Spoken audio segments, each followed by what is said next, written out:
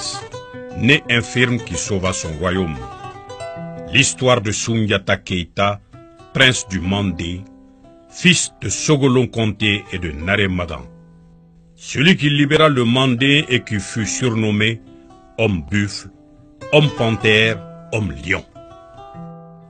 Jadis, dans l'histoire du Mandé, il a existé un grand roi du nom de Naré Famagan Kenyi, connu aussi sous le nom de Naré Magan Konfata ou encore Naré Magan. Il a eu dans sa cour 2 épouses. Sa première épouse, la belle et très séduisante mais dotée d'un cœur de pierre, Sassouma Berete, était la préférée. Un jour, un chasseur venu chasser du gibier sur les terres du Mandé se présente devant le roi pour lui apporter sa part comme le recommande la tradition. Alors Naré Magan, inquiet sur sa succession, demande au chasseur devin de l'éclairer sur la question.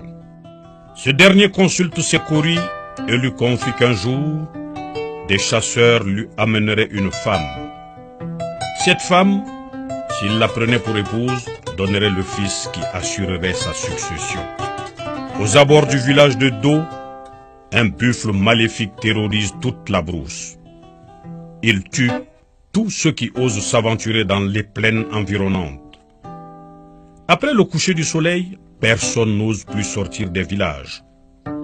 Le roi a promis les plus belles récompenses aux chasseurs qui tueraient le buffle. Un jour, 2 jeunes chasseurs du Mandé partent chasser le gibier. Ils croisent la route d'une vieille femme affamée avec qui ils partagent leur nourriture. C'est elle qui se transforme en buffle pour se venger de son frère, Nyemo Djara, roi de Do, qui n'a pas voulu lui céder sa part d'héritage. Elle leur livre son secret et ils viennent à bout d'elle. Avant de les laisser partir, elle leur fait promettre de choisir la plus vilaine et la plus laide de toutes les filles de Do pour récompense. Cette jeune fille laide et insignifiante, c'était Sogolon Conté, mère de Soundiata. Les 2 frères jurèrent de tenir promesse et s'en allèrent vers le nord en direction de la plaine de Do. Quand ils aperçurent le buffle, ils appliquèrent à la lettre les instructions que la vieille femme buffle leur avait données. Ils vainquirent le buffle et se présentèrent devant le roi. Les filles du village se réunirent sur la grande place parées de leurs plus beaux vêtements et de leurs plus beaux bijoux. Mais Walaba, l'aîné se souvient de la promesse faite à la vieille femme buffle. Il se promène le long de la file constituée par les filles et aperçut enfin à l'écart Sogolon Conté.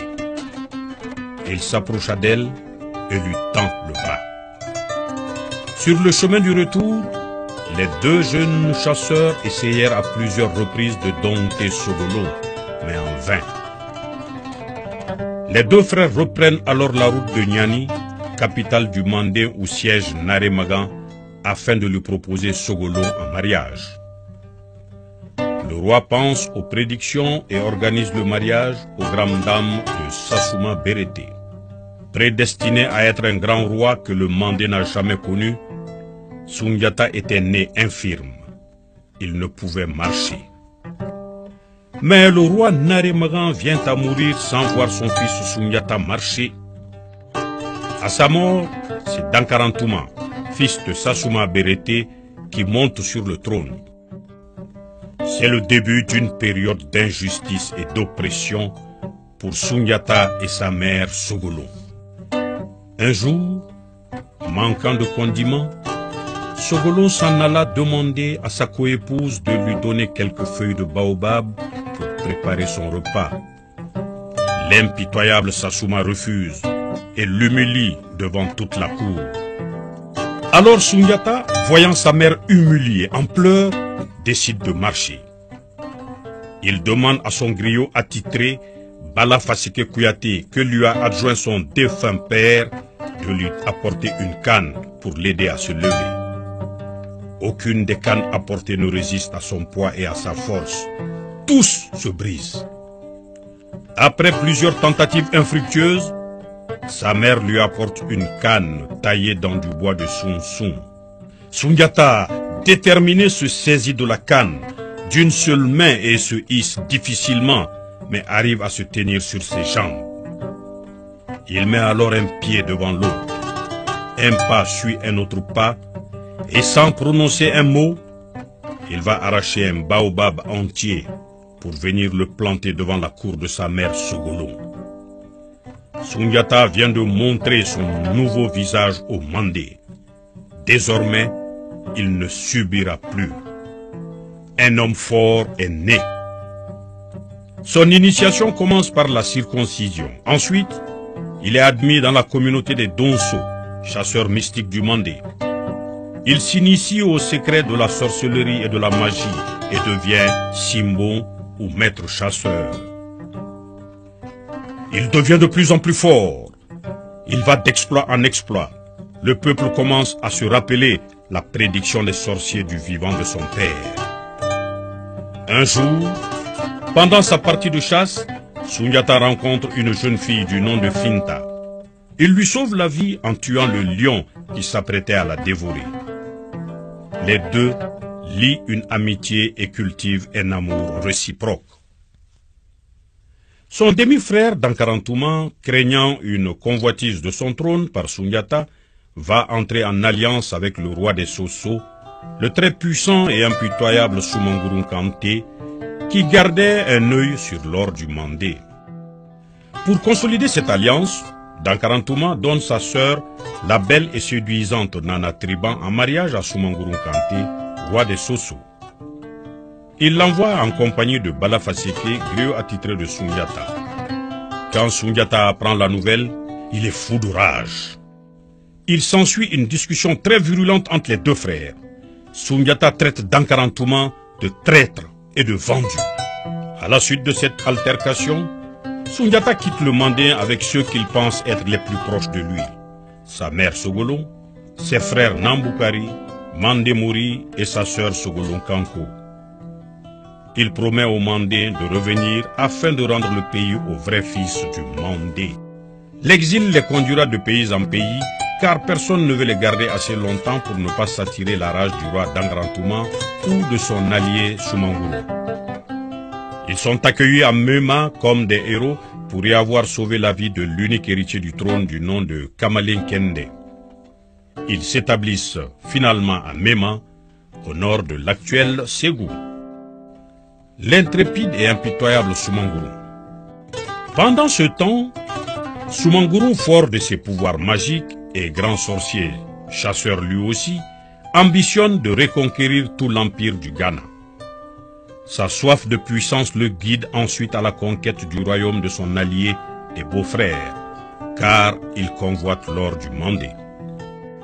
En annexant le Mandé, il s'approprie l'objet de sa convoitise, l'or. En un peu plus de 30 années de règne, personne n'ose l'affronter, jusqu'au jour où le Mandé envoie des émissaires à Sundiata. Son demi-frère Dankarantouma a fui le royaume sous la pression de Soumangurung Kanté, son beau-frère et allié de jadis. Lors de l'invasion des Soso, sa sœur s'enfuit pour Mema en compagnie de Finta, sa bien-aimée. Dans leur fuite, Finta est violée et exécutée par Baladjan Kanté, fils et général de Soumangurung en charge de l'invasion du Mandé.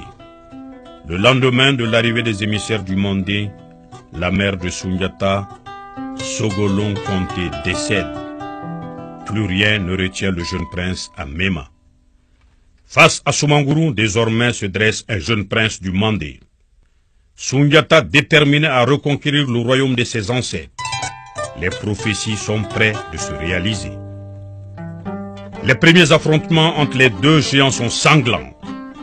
Déjà sur la route du retour, accompagné de ses deux frères Nambukari et Mandemori, de sa sœur Kolonkan et des guerriers de Mema ou du Ouagadou, Sundiata livre sa première bataille contre des troupes de Soumangurung dirigées par Baladjan Kanté.